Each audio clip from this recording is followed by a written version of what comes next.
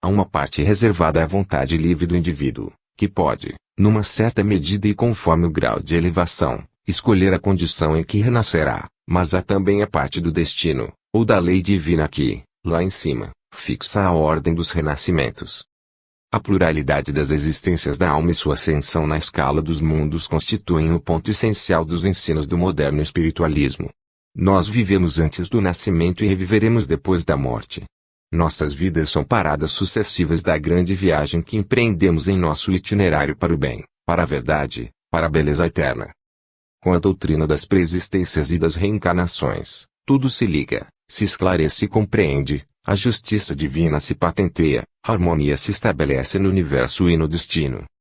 A alma já não é formada com todas as peças por um Deus caprichoso, que distribui, ao acaso e bel prazer, o vício ou a virtude, a imbecilidade ou o gênio. Criada simples e ignorante, ela se eleva pelas próprias obras, a si mesma se enriquece, colhendo no presente o que em vidas anteriores semeou. E continua semeando para as futuras encarnações. A alma, por conseguinte, constrói o próprio destino, degrau a degrau, sob do estado rudimentar e inferior à mais alta personalidade, da inconsciência do selvagem ao estado desses sublimes seres que iluminam a rota da história e passam pela terra como lampejo divino. Assim considerada, a reencarnação torna-se consoladora e fortificante verdade, um símbolo de paz entre os homens, a todos indica a senda do progresso, a grande equidade de um Deus que não pune eternamente, mas permite ao culpado resgatar-se pela dor. Posto que inflexível, essa lei sabe proporcionar a reparação à falta e, depois do resgate, faculta a reabilitação.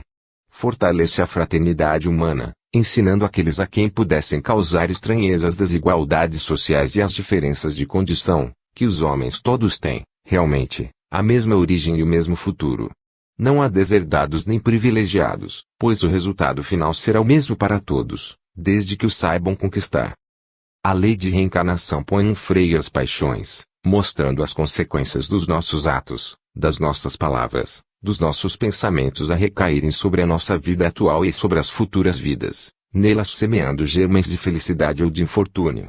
Graças a ela cada qual aprende a vigiar-se a si mesmo, a acautelar-se, a preparar cuidadoso o seu futuro.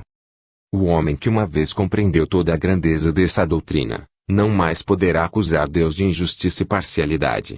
Saberá que cada qual, no mundo, ocupa o seu lugar, que toda alma está sujeita às provações que mereceu ou desejou. Agradecerá ao Eterno lhe proporcionar, com os renascimentos, o meio de reparar as faltas e adquirir, mediante trabalho constante, uma parcela do seu poder, um reflexo da sua sabedoria, uma centelha do seu amor. Tal destino da alma humana, nascida na fraqueza, na penúria das faculdades e dos meios de ação, mas chamada, elevando-se, a realizar a vida em si mesma, em toda a plenitude, a alcançar todas as riquezas da inteligência, todas as delicadezas do sentimento, tornando-se um dia colaboradora de Deus.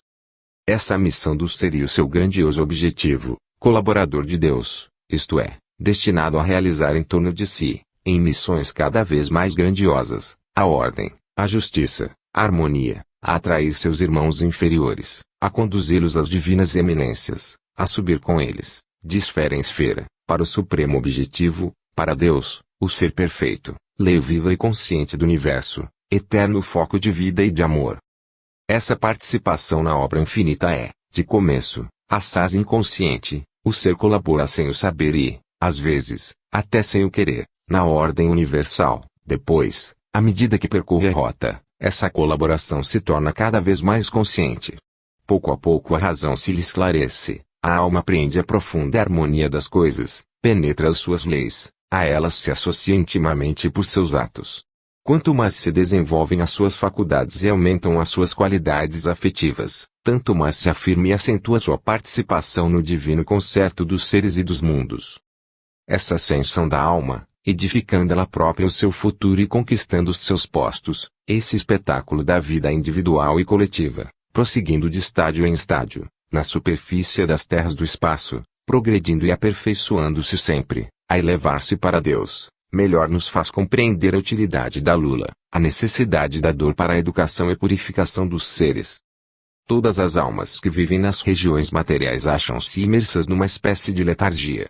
A inteligência dormita é entorpecida, Ou, indiferente, flutua o sabor de todos os ventos da paixão. Muito poucas divisam a sua finalidade. É preciso, entretanto, que essas inteligências se descerrem às sensações do bem e do belo. Devem todas atingir as mesmas culminâncias, desabrochar e expandir-se aos raios do sol divino. Ora, que seria uma existência única, isolada, para a realização de semelhante labor? Daí a necessidade das instâncias numerosas, das vidas de provações e dificuldades, a fim de que essas almas se acrisolem e as potências nelas adormecidas acordem e entrem em ação. É com o aguilhão da luta e das necessidades, mediante as alternativas de dor e alegria, mediante os cuidados, pesares, remorsos de que se tece a vida humana, e através das quedas e reabilitações, recuos e ascensões, adejos em pleno azul e resvalamentos bruscos no abismo, é por todas essas formas que a alma se desenvolve, que as humanidades emergem da sua ganga de bestialidade e ignorância. Com o sofrimento as almas se apuram, se nobilitam e elevam a alta concepção das coisas e das leis, abrindo-se à piedade e à bondade. Assim se resolve o problema do mal. O mal não é mais que um efeito de contraste, não tem existência própria. O mal é, para o bem, o que a sombra é para a luz. Não apreciamos esta senão depois de havermos dela sido privados. Do mesmo modo, sem o sofrimento não poderíamos conhecer a alegria, sem a privação não poderíamos verdadeiramente saborear o bem adquirido, as satisfações obtidas. Tudo se explica e se esclarece na obra divina, quando a contemplamos do alto.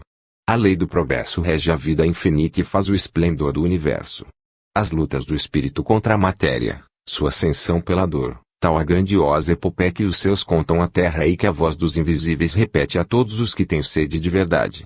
É o ensino que é preciso difundir, a fim de que o encadeamento dos efeitos e das causas a todos se patenteie e, com ele, a solidariedade dos seres e o amor divino que envolve toda a criação. Assim encarado, não é o problema do destino mais que a aplicação lógica e a consagração dessa lei de evolução, cuja intuição confusa ou visão clara, conforme o seu estado de espírito, tem tido, em nossa época, tantos pensadores. É a lei superior que rege todas as coisas. O plano geral do universo ficou manifesto na precedente exposição. Não temos mais que lhe precisar os pontos essenciais. O ensino dos espíritos, por toda parte, nos mostra a unidade de lei e substância. Em virtude dessa unidade, reinam na obra eterna a ordem e a harmonia.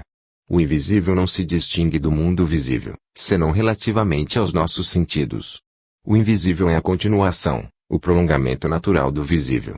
Em sua unidade, formam um todo inseparável, mas é no invisível que importa procurar o mundo das causas, o foco de todas as atividades, de todas as forças sutilíssimas do cosmos. A força ou energia, diz a ciência, aciona a matéria e dirige os astros em seu curso. Que é a força? Segundo a nova revelação, é apenas o agente, o modo de ação de uma vontade superior. É o pensamento de Deus que imprime o movimento e a vida ao universo. Todos os que se têm desalterado na fonte do moderno espiritualismo sabem que os grandes espíritos do espaço são unânimes em proclamar, em reconhecer a suprema inteligência que governa os mundos. Acrescentam eles que essa inteligência se revela mais deslumbrante, à medida que galgam os degraus da vida espiritual. Emitem-se concepções diversas, mais ou menos desenvolvidas, sobre o ser divino, é porque os espíritos, como os homens, não estão no mesmo grau de desenvolvimento, nem podem todos ter a mesma capacidade de apreciação. Todos os escritores e filósofos espíritas, desde Allan Kardec até os nossos dias, afirmam a existência de uma causa imanente no universo. Não há efeito sem causa, disse Allan Kardec, e todo efeito inteligente tem forçosamente uma causa inteligente. É o axioma sobre o qual repousa integralmente o espiritismo. Aplicado às manifestações de além-túmulo, esse axioma demonstra a existência dos espíritos. Do mesmo modo, se o aplicarmos ao estudo do mundo e das leis universais, ele demonstrará a necessidade de uma causa inteligente. Eis porque a existência de Deus constitui um dos pontos essenciais do ensino espírita. Basta comprovar que há inteligência e consciência nos seres criados, para ficarmos certos de as encontrar na fonte criadora, nessa unidade suprema que não é a causa primária, como dizem uns, nem uma causa final, como pensam outros, mas a causa eternamente ativa, de onde emana toda a vida. A solidariedade que liga todos os seres não tem outro centro senão essa unidade divina e universal. Todas as relações vêm ter a ela, para nela fundir-se e harmonizar-se. Só por ela podemos conhecer o objetivo da vida e suas leis, pois que ela é a razão de ser e a lei viva do universo. É, ao mesmo tempo, a base e sanção de toda a moral. Desde que estudamos o problema da outra vida, a situação do espírito depois da morte, encontramos-nos em face de um estado de coisas regulado por uma lei de justiça, que por si mesma se aplica, sem tribunal nem julgamento, mas a qual não escapa a um só dos nossos pensamentos, nenhum dos nossos atos. E essa lei, que revela uma inteligência diretora do mundo moral, é ao mesmo tempo a fonte de toda a vida, de toda a luz, de toda a perfeição. A ideia de lei é inseparável da ideia de inteligência. Sem essa noção, seriam destituídas de apoio as leis universais. Falam-nos muitas vezes das leis cegas da natureza. Que significa essa expressão? Leis cegas só poderiam agir ao acaso. O acaso é a ausência de plano, de direção inteligente, é a própria negação de toda a lei. O acaso não pode produzir a unidade e a harmonia, mas unicamente a incoerência e a confusão. Uma lei só pode ser, portanto, a manifestação de uma soberana inteligência, obra de um pensamento superior. Só o pensamento pode coordenar, dispor, combinar todas as coisas no universo. E o pensamento exige a existência de um ser que fosse o seu autor. As leis universais não poderiam repousar sobre uma coisa tão móvel e inconstante como o acaso. Devem necessariamente apoiar-se num princípio imutável organizador e regulador. Privadas do concurso de uma vontade diretora, essas leis seriam cegas, como dizem os materialistas, andariam à má troca, já não seriam leis. Tudo, as forças e os seres, as humanidades e os mundos, tudo é governado pela inteligência. A ordem e a majestade do universo, a justiça, o amor, a liberdade, tudo repousa em leis eternas, e não há leis eternas sem uma razão superior, fonte de toda a lei. Por isso é que nenhum ser, nenhuma sociedade pode desenvolver-se e progredir sem a ideia de Deus, isto é, sem justiça nem amor, sem liberdade nem razão, porque Deus, representando a eternidade e a perfeição, é a base essencial de tudo que faz a beleza, a grandeza da vida, a magnificência do universo. Muitos equívocos têm dividido o mundo a respeito de tais questões. O moderno espiritualismo os vem dissipar. Até agora procuravam os materialistas o segredo da vida universal onde ele não se encontra, nos efeitos. Os cristãos, por seu lado, o procuravam fora da natureza. Hoje compreendemos que a causa eterna do mundo não é exterior ao mundo, mas está dentro dele. Ela-lhe é a alma, o foco, como a nossa alma é em nós o foco da vida. A ignorância destas coisas é a causa principal de nossos desacertos, é o que compele o homem e a sociedade à prática de atos cujas consequências acumuladas os esmagam. Muitíssimo tempo se considerou a obra divina e as leis superiores sob o acanhado ponto de vista da vida presente e do mesquinho plano da terra, sem compreender que é no encadeamento das vidas sucessivas e na coletividade dos mundos que se revelam a harmonia universal, a justiça absoluta e a grande lei da evolução dos seres para o bem perfeito, que é Deus. Não pode a obra divina ser medida, nem em relação ao tempo, nem à extensão. Ela se expande nos seus enfeixes de sóis, e se revela, na terra, tão admirável no milho e uma florinha, como nos gigantes das florestas. Deus é infinito, a criação é eterna. Não se pode conceber a criação oriunda do nada, porque o nada não existe. Deus nada poderia tirar de um nada impossível, nem criar coisa alguma fora da sua infinidade. A criação é incessante, o universo, imutável no seu todo, acha-se em via de transformação constante em suas partes. Com todos os seus mundos visíveis e invisíveis, seus espaços celestes, suas populações planetárias e siderais, o universo representa uma oficina imensa em que tudo que se agita e respira trabalha na produção, na manutenção e no desenvolvimento da vida. Cada globo que rola na imensidade é a morada de uma sociedade humana. A Terra não passa de planeta dos mais mesquinhos da grande hierarquia dos mundos e a sociedade terrestre é das mais inferiores. Mas também ela se aperfeiçoará, nossa esfera se há de tornar em venturosa estância. Aspirações mais nobres encaminharão a humanidade para a senda da renovação gradual e do progresso moral. Tudo se transforma e se renova mediante o ritmo incessante da vida e da morte. Ao passo que se extinguem uns astros, outros surgem e brilham no âmbito dos espaços. Foi o que fez dizer ao poeta que há berços e túmulos no céu. Como o homem, os mundos nascem, vivem e morrem, os universos se dissolvem, todas as formas passam e se dissipam, mas a vida infinita subsiste em seu eterno esplendor. Assim, também a cadeia de nossas existências desdobra, na continuidade dos séculos, os seus elos opacos ou brilhantes. Sucedem-se os acontecimentos sem ligação aparente e, contudo, a indefectível justiça lhes determina o curso de conformidade com regras imutáveis. Tudo se liga, no domínio moral como na ordem material. Um plano admirável se executa, só Deus lhe conhece o conjunto. Dele não divisamos mais que algumas linhas e já essa percepção é um deslumbramento.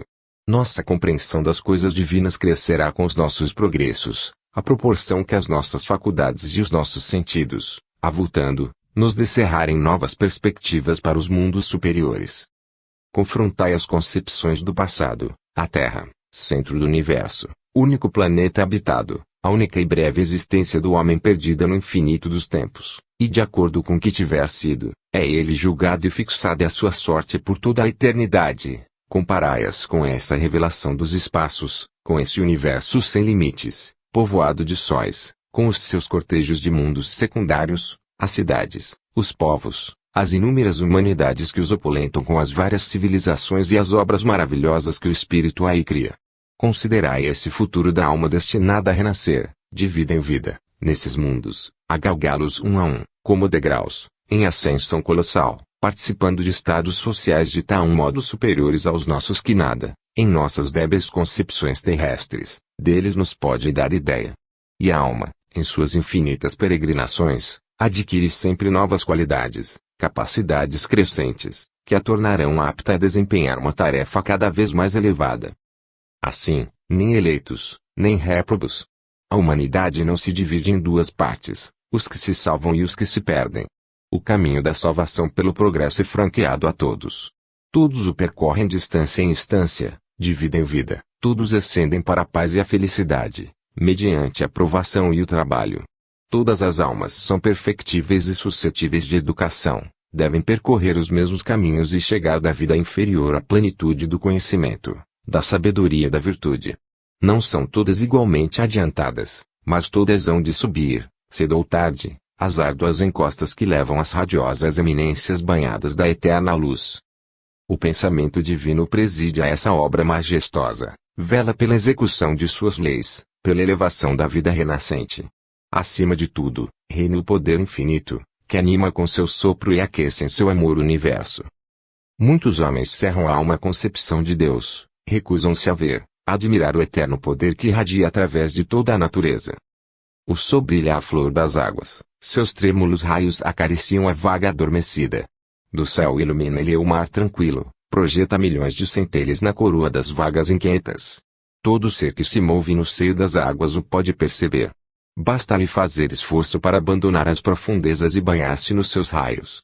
Se recusa, porém, a deixar o sombrio domicílio, se compraz em suas trevas, deixará por isso o raio de existir. O mesmo sucede com o grande foco divino. Sem o pensamento de Deus que ilumina as profundezas do cosmos, sem essa luz imorredora, tudo permaneceria imerso em trevas.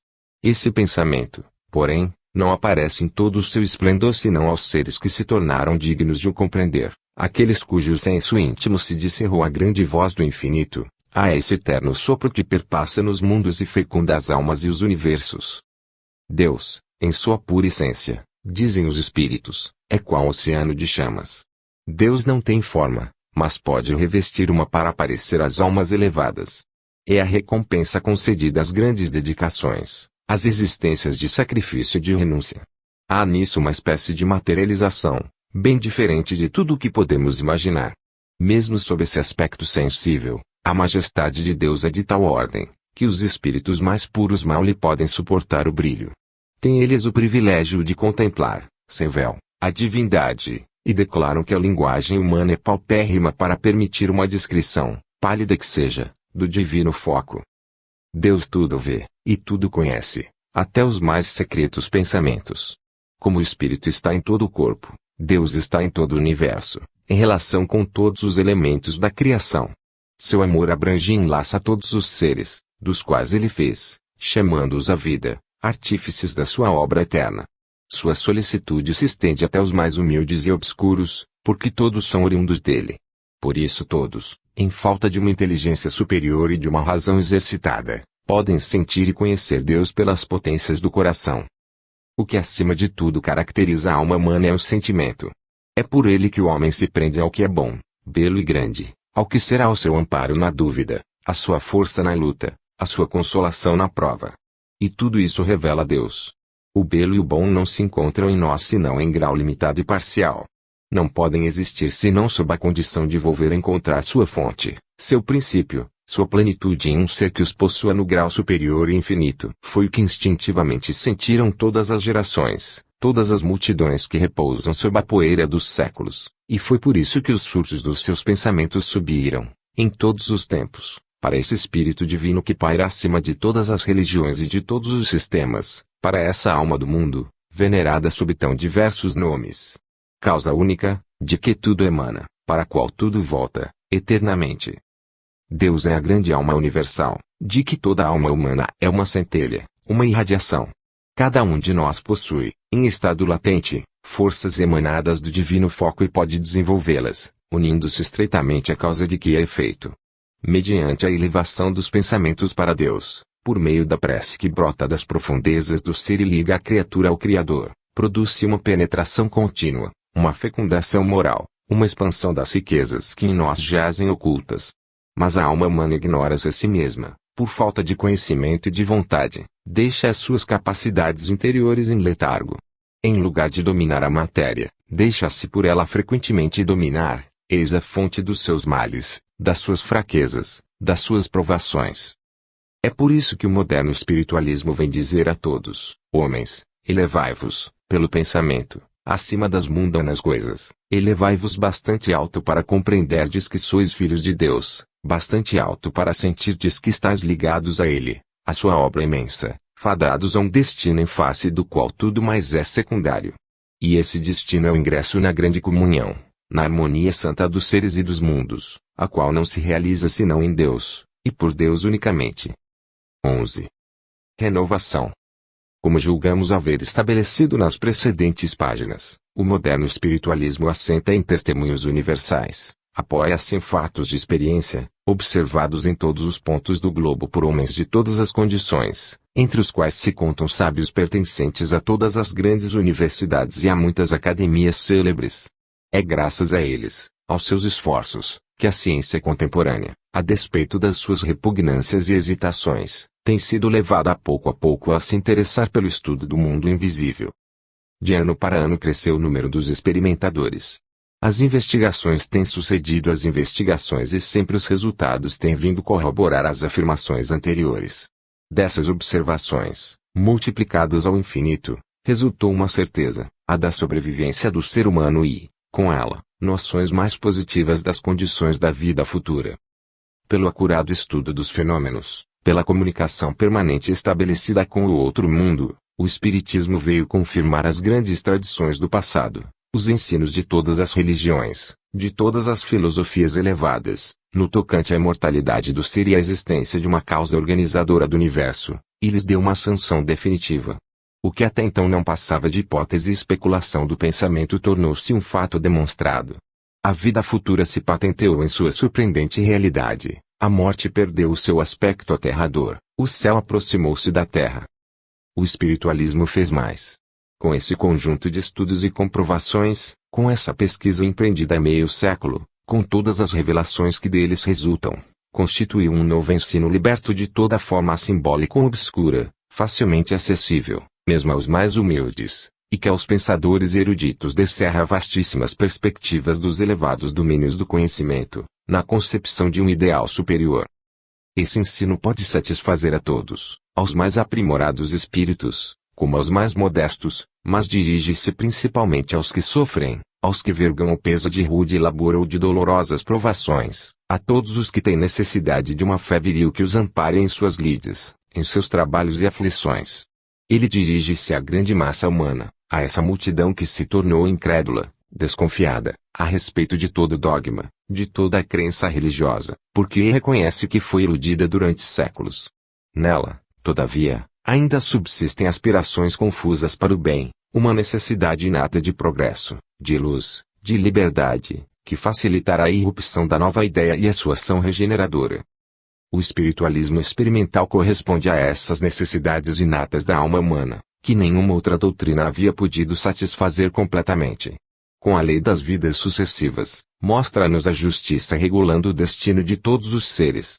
Com ela, já não há graças particulares, nem privilégios, nem redenção pelo sangue de um justo, nem deserdados, nem favoritos.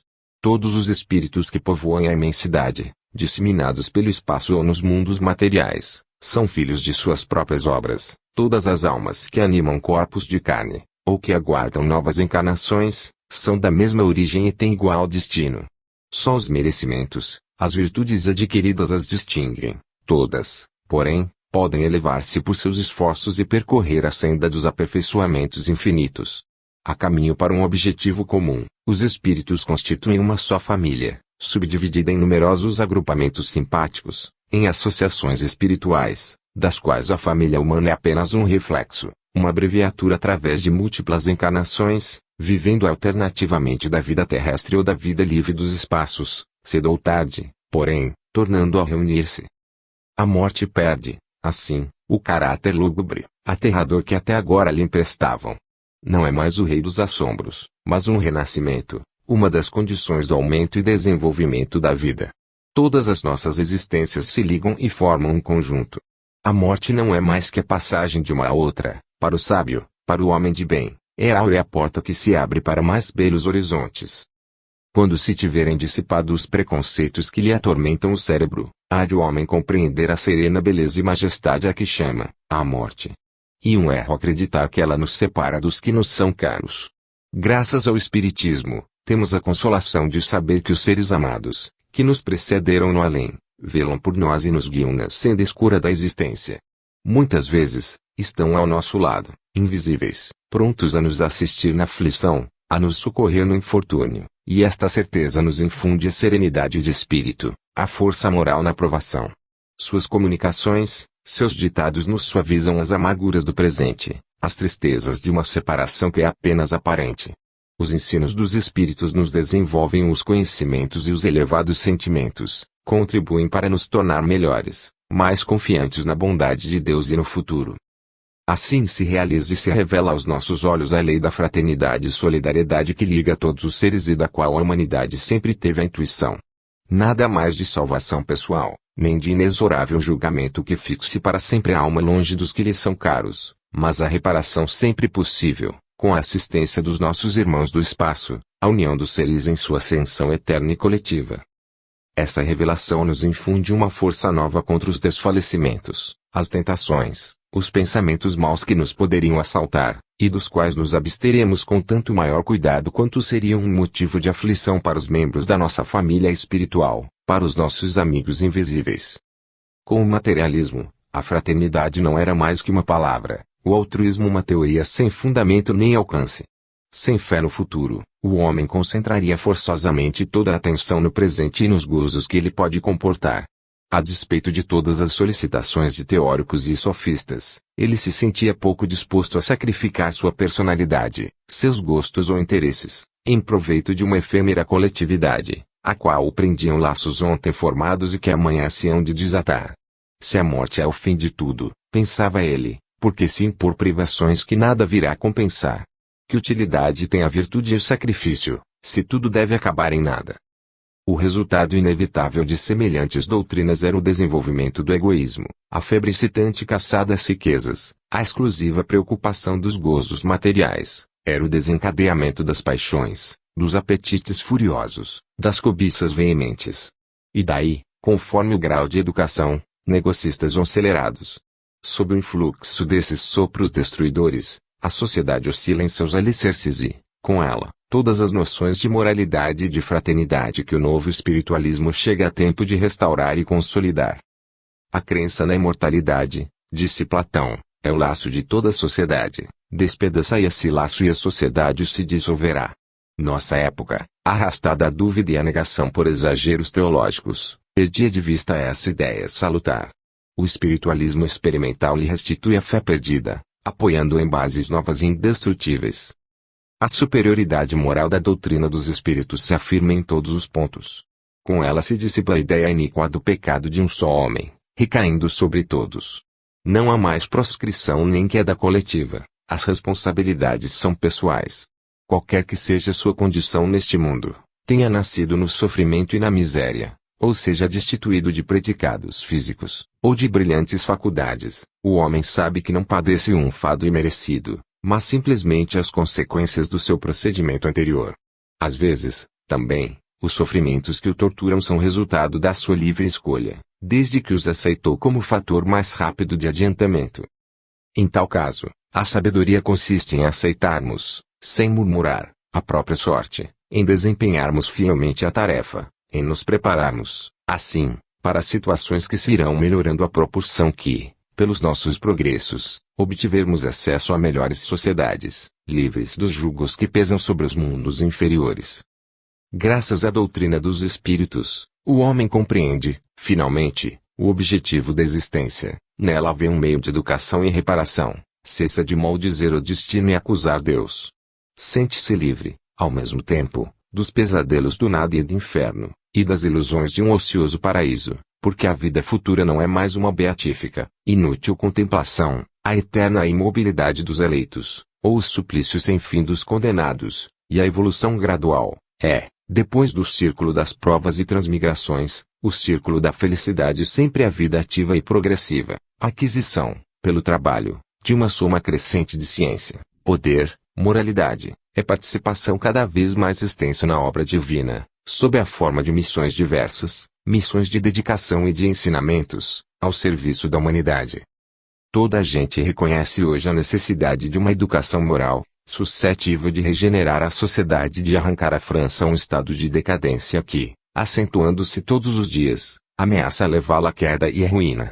Acreditou-se por muito tempo ter feito bastante, difundindo a instrução, mas a instrução sem o ensino moral é impotente e estéril. E preciso, antes de tudo, fazer da criança um homem que compreenda os seus deveres e conheça os seus direitos. Não basta desenvolver as inteligências, é necessário formar caracteres, fortalecer as almas e as consciências. Os conhecimentos devem ser completados por noções que esclareçam o futuro e indiquem o destino do ser. Para renovar uma sociedade, são necessários homens novos e melhores. Sem isso, todas as reformas econômicas, todas as combinações políticas, todos os progressos intelectuais serão insuficientes. A ordem social nunca valerá mais que o que nós próprios valemos. Essa educação necessária, porém, em que se firmará? Não será, de certo, em teorias negativas, pois foram elas que, em parte, originaram os males do presente. Menos ainda será em dogmas caducos, doutrinas mortas, crenças todas superficiais e aparentes, que já não têm raiz nas almas. Não. A humanidade não quer mais símbolos, nem lendas, nem mistérios, nem verdades veladas. Faz-se-lhe necessária a grande luz, a esplêndida irrupção do verdadeiro, que só um novo espiritualismo lhe pode fornecer. Só ele pode oferecer à moral uma base definitiva e dar ao homem moderno as necessárias forças para suportar dignamente as suas provações, discernir-lhes as causas, reagir contra elas, cumprir em tudo o seu dever. Com essa doutrina o homem sabe a que destino vai, seu caminhar torna-se mais firme e mais seguro.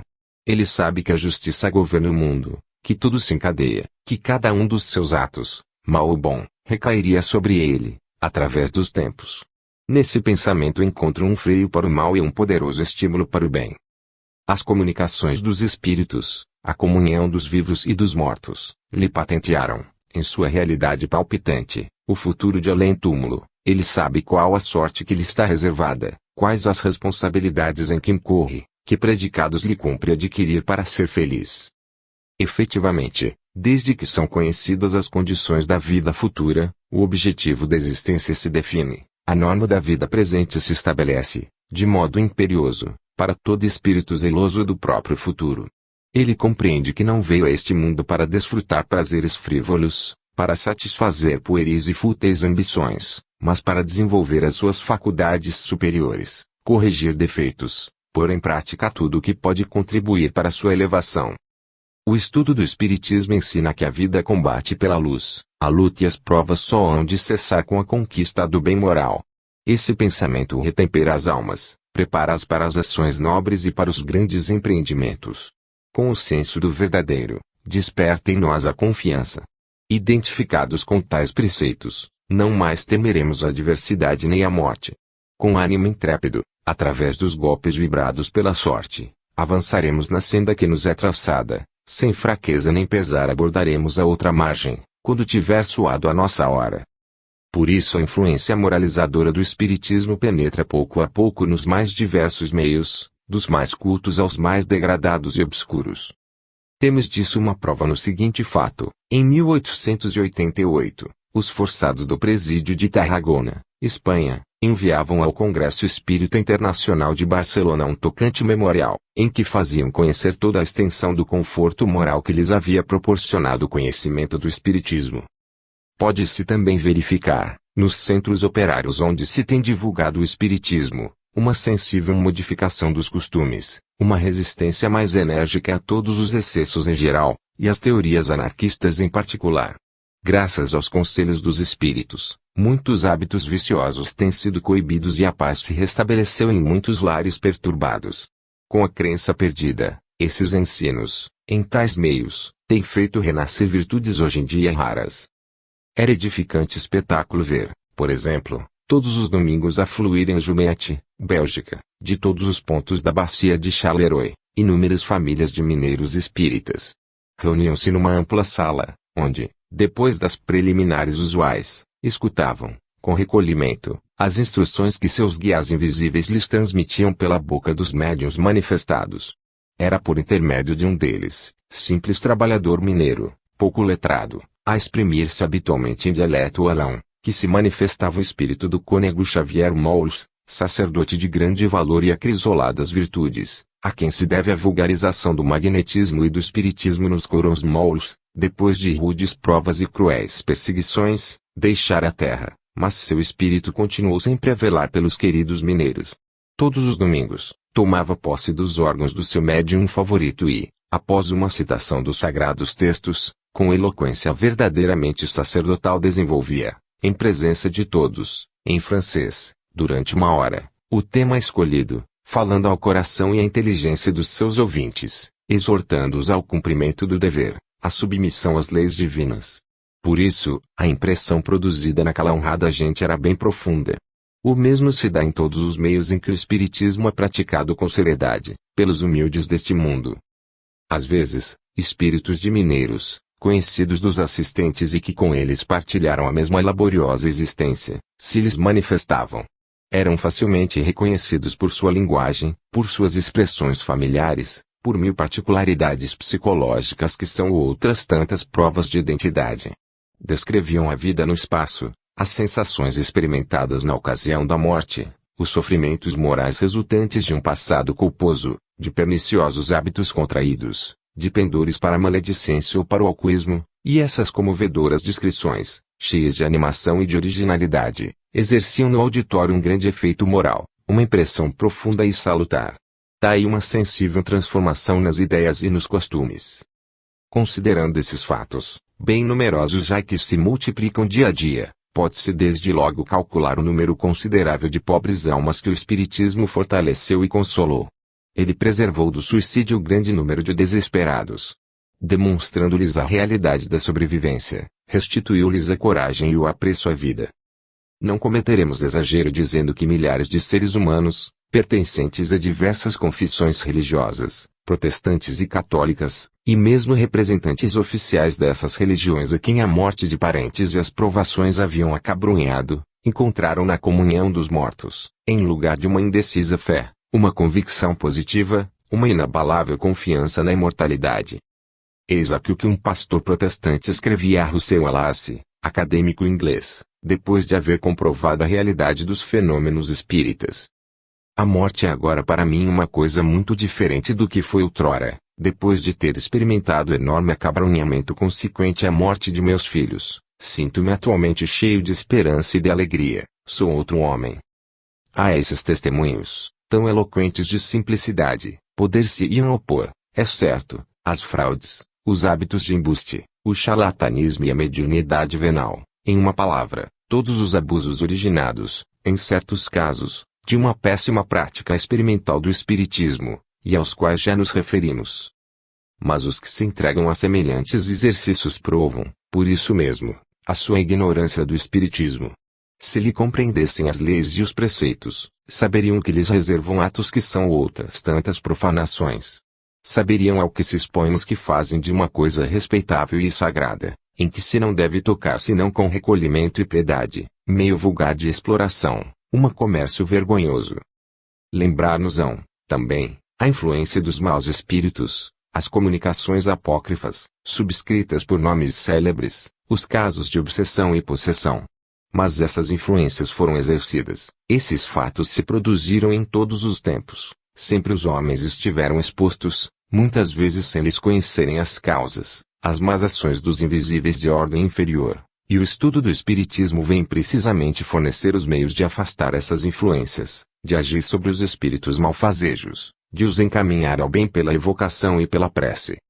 A ação salutar do espiritismo não se exerce, com efeito, unicamente sobre os homens, estende-se também aos habitantes do espaço. Mediante relações estabelecidas entre os dois mundos, os adeptos esclarecidos podem agir sobre os espíritos inferiores e, com palavras de piedade e consolação, sábios conselhos, arrancá-los ao mal, ao ódio, ao desespero. E nisso há um dever imperioso, o dever de todo ser superior para com os seus irmãos retardatários, de um ou de outro mundo. É o dever do homem de bem, que o espiritismo eleva à dignidade de educador e guia dos espíritos ignorantes ou perversos, a ele enviados para serem instruídos, esclarecidos, melhorados. É, ao mesmo tempo, o mais seguro meio de sanear fluidicamente a atmosfera da Terra, o ambiente em que se agita e vive a humanidade. É nesse intuito que todo círculo espírita de alguma importância consagra parte das suas sessões à instrução e moralização das almas culpadas. Graças à solicitude que lhes é testemunhada, às caritativas advertências e, sobretudo, às preces fervorosas que recaem sobre eles em magnéticos eflúvios, não é raro ver os mais endurecidos espíritos reconciliados com melhores sentimentos, porém por si mesmos termos dolorosas obsessões com que perseguiam suas vítimas. Com suas errôneas concepções da vida de além-túmulo, com sua doutrina da condenação eterna, obstou por muito tempo a Igreja o cumprimento desse dever. Ela havia interdito toda a relação entre os espíritos e os homens, cavando entre eles fundo abismo. Todos os que, ao deixarem a terra, eram considerados condenados por seus crimes, viam interceptar-se, do lado dos homens, toda a comunicação, dissipar-se toda a possibilidade de aproximação e, consequentemente, toda a esperança de socorro moral e de consolação. O mesmo acontecia do lado do céu, porque os espíritos elevados, em virtude da natureza sutil do seu invólucro, dos seus fluidos etéreos pouco em harmonia com os dos espíritos inferiores, encontram muito mais dificuldade do que os homens em comunicar com eles, em razão da diferença de afinidade. Todas as pobres almas errantes, torturadas pela angústia, assaltadas pelas recordações pungentes do passado, achavam-se abandonadas a si próprias, sem que um pensamento amigo, como um raio de sol, pudesse iluminar as suas trevas. Imbuídas, na maior parte, de inveterados prejuízos, convencidas muitas vezes, por falsa educação, da realidade das penas eternas que supunham estar sofrendo, a situação se lhes tornava horrível e suscitava, muitas vezes, pensamentos de raiva e de furor, uma necessidade de vingança que procuravam saciar nos homens fracos ou propensos ao mal. A ação maléfica desses espíritos aumentava, por esse mesmo fato, o abandono em que jaziam. Retidos por seus fluidos grosseiros, na atmosfera terrestre, em permanente contacto com os homens acessíveis à sua influência e podendo fazer-lhes sentir a sua própria, eles não visavam senão um fim, fazer os homens compartilharem das torturas que acreditavam sofrer. Foi por isso que, durante toda a Idade Média, época em que foram interditas as relações com o mundo invisível, consideradas criminosas e passíveis da pena do fogo, viam-se multiplicar, durante longos séculos, os casos de obsessão, de possessão, e dilatar-se a perniciosa influência dos espíritos do mal. Em lugar de procurar congraçá-los por meio de preces e benévolas exortações, a Igreja não teve para eles senão anátemas e maldições. Ela não procede senão por exorcismos, recurso além do mais impotente, cujo único resultado é irritar os maus espíritos, provocar-lhes réplicas impias ou cínicas, e os atos indecentes ou odiosos, que sugerem às suas vítimas. Perdendo de vista as puras tradições cristãs, Sufocando as vozes do mundo invisível com a ameaça da fogueira e das torturas, a Igreja repudiou a grande lei de solidariedade que une todas as criaturas de Deus em sua ascensão comum, impondo às mais adiantadas a obrigação de trabalhar por instruir e regenerar suas irmãs inferiores. Durante séculos ela privou o homem dos socorros, dos esclarecimentos, dos inestimáveis recursos que proporciona a comunhão dos espíritos elevados. Privou as gerações dessas permutas de ternura com os amados entes que nos antecederam na outra vida, permutas que são a alegria, a consolação suprema dos aflitos, dos isolados na terra, de todos os que padecem as angústias da separação. Privou a humanidade desse fluxo de vida espiritual que desce dos espaços, retempera as almas e reanima os tristes corações desfalecidos. Assim se fez, pouco a pouco, a obscuridade nas doutrinas e nos cérebros, velaram-se as mais cintilantes verdades, surgiram pueris ou odiosas concepções, a míngua de toda crítica e exame. E a dúvida se espalhou, o espírito de cepticismo e negação invadiu o mundo. O Espiritismo vem restabelecer essa comunhão das almas, que é fonte de energia e luz. Fazendo-nos conhecer a vida futura sob aspectos verdadeiros, nos liga a todas as potências do infinito e nos torna aptos para receber as suas inspirações. Os ensinos dos espíritos superiores, os conselhos de nossos amigos do além-túmulo, exercem em nós mais profunda impressão do que todas as exortações lançadas do púlpito, ou as lições da mais elevada filosofia. Fazendo-nos ver nos maus espíritos almas extraviadas, suscetíveis de retorno ao bem, fornecendo-nos os meios de sobre eles agir, de suavizar-lhes a sorte, de preparar-lhes a reabilitação, o Espiritismo estanca um antagonismo deplorável, torna impossível a reprodução das cenas de possessão de que o passado está repleto. Inspira ao homem a única atitude conveniente para com os espíritos elevados, que são seus mestres e guias, e para com os espíritos inferiores, que são seus irmãos. Preparo para preencher dignamente a tarefa que lhe impõe a lei de solidariedade e caridade que liga todos os seres. O Espiritismo, como se vê, exerce em todos os meios benéfica influência. No espaço, melhora o estado dos espíritos inferiores, permitindo aos homens esclarecidos colaborar em sua reabilitação. Na terra introduz, na ordem social, poderosos elementos de moralização, conciliação e progresso. Esclarecendo os obscuros problemas da existência, oferece remédio eficaz contra as utopias perigosas, contra as imoderadas ambições e as teorias dissolventes. Aplaca os ódios, acalma as paixões violentas e restabelece a disciplina moral, sem a qual não pode haver entre os homens nem paz, nem harmonia. Aos brados ameaçadores, às reivindicações tumultuosas, que das turbas às vezes se levantam, aos pregões à violência, às imprecações contra a sorte, vem responder a voz dos espíritos: homens, recolhei-vos em vosso íntimo, aprendei a conhecer-vos, conhecendo as leis que regem as sociedades e os mundos. Falais constantemente dos vossos direitos, aprendei que possuís unicamente os que vos conferem o vosso valor moral, o vosso grau de adiantamento. Não invejeis a riqueza, ela impõe grandes deveres e onerosas responsabilidades. Não aspireis à vida de ociosidade e luxo, o trabalho e a simplicidade são os melhores instrumentos do vosso progresso e felicidade por vindoura. Sabei que tudo é regulado com equidade, que nada é entregue às contingências do acaso. A situação do homem, neste mundo, e a que para si próprio preparou. Suportai, pois, com paciência os sofrimentos necessários, escolhidos por vós mesmos. A dor é um meio de elevação, o sofrimento do presente repara os erros de outrora e engendra as felicidades do futuro. A existência terrestre não é mais que uma página do grande livro da vida, uma breve passagem que liga duas imensidades, a do passado e a do futuro. O globo que habitais é apenas um ponto no espaço, uma instância inferior, um lugar de educação, de preparação para mais altos destinos. Não julgueis, pois, não meçais a obra divina com o exíguo estalão e no círculo restrito do presente. Compreendei que a justiça eterna não é a justiça dos homens, ela não pode ser apreciada senão em suas relações no conjunto das nossas existências e a universalidade dos mundos. Confiai-vos à suprema sabedoria, desempenhai a tarefa que ela vos distribui e que, livremente, antes de nascerdes, haveis aceitado. Trabalhar com intrepidez e consciência em melhorar a vossa sorte e a dos vossos semelhantes, esclarecei a inteligência, desenvolvei a razão. Quanto mais árdua vos for a tarefa, mais rápido será o vosso adiantamento. A fortuna e o prazer não são mais que embaraços para quem deseja elevar-se. Deste mundo não se levam bens nem honras, mas, unicamente, as aptidões adquiridas e os aperfeiçoamentos realizados. Nisso consistem as riquezas imperecíveis, contra as quais a morte nada pode. Erguei o olhar acima da terra. Com a proteção dos invisíveis, dos vossos guias espirituais cujos socorros não vos faltarão se os invocardes com fervor, avançai resolutamente no caminho da vida. Amai vossos irmãos, praticai com todos a caridade e a justiça.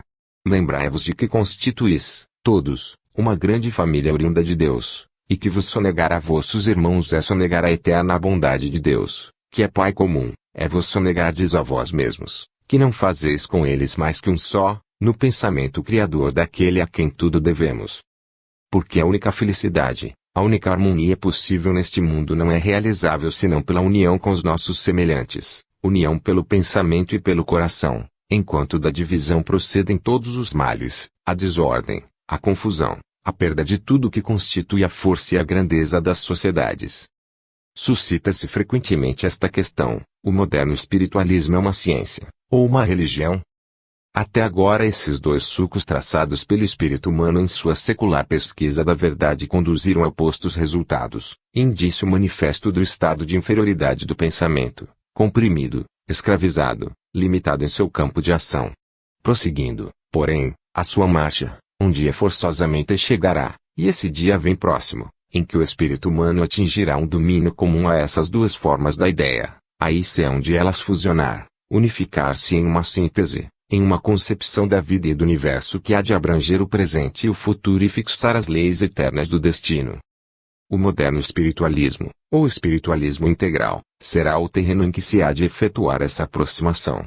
Nenhuma outra doutrina pode fornecer à humanidade essa concepção geral que, do mais íntimo da vida inferior, eleva o pensamento às culminâncias da criação, até Deus, e liga todos os seres numa intermita cadeia.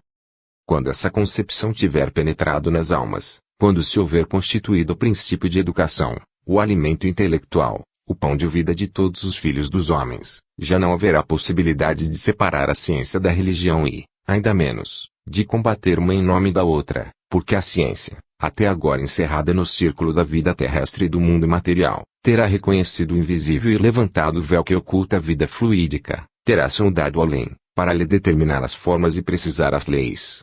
E a existência futura, a ascensão da alma em seus inumeráveis domicílios, já não será uma hipótese, uma especulação destituída de provas, senão a realidade viva e palpitante. Não será possível combater a religião em nome da ciência, porque a religião não será mais o dogma acanhado e exclusivo, o culto material que houvermos conhecido, será o remate triunfal de todas as conquistas, de todas as aspirações do espírito humano, será o surto do pensamento que se apoia na certeza experimental, na comprovada evidência do mundo invisível, na cognitiva apreensão de suas leis, e, firme nessa base sólida, se eleva para a causa das causas, para a soberana inteligência que preside a ordem do universo, para abençoá-la, por lhe haver concedido a possibilidade de penetrar suas obras e associar-se a elas. Então, cada qual compreenderá que ciência e religião não eram mais que palavras, necessárias para designar as flutuações do pensamento em seus primeiros ensaios infantis, estado transitório do espírito em sua evolução para a verdade. E esse estado terá desaparecido com as sombras da ignorância e da superstição, para ceder o lugar ao conhecimento real da alma e do seu futuro, do universo e de suas leis. Com esse conhecimento, virão a luz e as energias que permitirão, finalmente, a alma humana ocupar o lugar que lhe pertence e desempenhar o seu verdadeiro papel na obra da criação. Sempre a ciência se desvaneceu com as suas conquistas e o seu orgulho é bem legítimo. Incompleta e variável, entretanto, a ciência não é mais que o conjunto das concepções de um século, que a ciência do século seguinte ultrapassa e submerge. A despeito das suas cegas negações e acanhada obstinação, dia a dia são as opiniões dos sábios desmentidas em algum ponto. Desmoronam-se teorias penosamente arquitetadas, para cederem o lugar a outras teorias. Através da sucessão dos tempos, o pensamento se desdobra e avança, mas, em sua marcha, quantas hesitações, quantos períodos de eclipse e mesmo de recuo. Considerando os preconceitos e a rotina da ciência foi que se levantaram veementes, contra ela, certos escritores e acusaram de incapacidade e de falência. Era uma acusação injusta. Como demonstramos, a bancarrota não atingiu senão os sistemas materialistas e positivistas. No sentido oposto, a teologia e a escolástica, impelindo os espíritos para o misticismo, haviam provocado inevitável reação. O misticismo e o materialismo fizeram sua época. O futuro pertence à nova ciência, a ciência psíquica, que estuda todos os fenômenos e lhes pesquisa as causas, reconhece a existência de um mundo invisível e, com todas as análises que possui, formulará uma síntese magnífica da vida e do universo, para difundir o seu conhecimento por toda a humanidade. Ela destruirá a noção do sobrenatural, mas franqueará as investigações humanas e ignorará os domínios da natureza, que encerram inesgotáveis riquezas. É sob a influência do espiritismo experimental que essa evolução científica já se vai efetuando. É a ele, digam o que disserem, que a nova ciência deve a vida, porque, sem o impulso que lhe imprimiu ao pensamento, essa ciência estaria ainda por nascer. O espiritismo traz a cada ciência os elementos de uma verdadeira renovação. Pela comprovação dos fenômenos, conduz a física à descoberta das formas sutilíssimas da matéria. Esclarece todos os problemas da fisiologia pelo conhecimento do corpo fluídico. Sem a existência deste, seria impossível explicar a aglomeração, na forma orgânica e sobre um plano determinado, das inúmeras moléculas que constituem o nosso invólucro terrestre, do mesmo modo que a conservação da individualidade e da memória, através das constantes mutações do corpo humano.